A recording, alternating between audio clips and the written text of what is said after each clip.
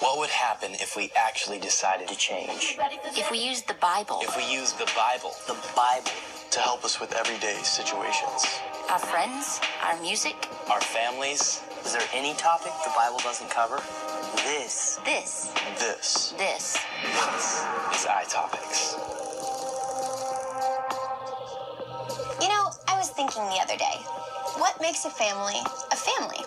Is it the blood running through our veins, or the fact that we live in the same house?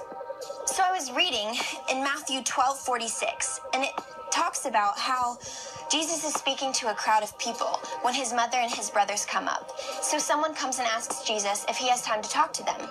And he says, "Who is my mother? Who are my brothers?" And then he pointed to his disciples and said, "Look, these are my mother and brothers. Anyone who does the will of my Father in heaven is my brother and sister and mother." What he's saying here is that if you've accepted him into your life, then you're already part of his family. In Galatians 4:4, he says, "But when the right time came, God sent his son, born of a woman, subject to the law.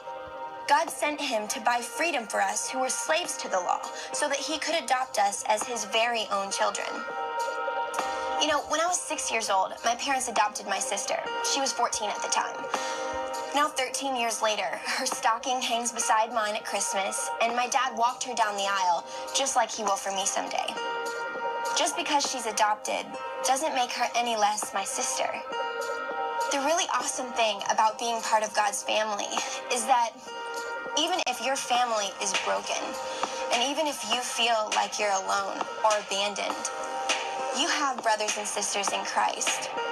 And you have a Father who will never leave you, never fail you, and never abandon you, no matter what.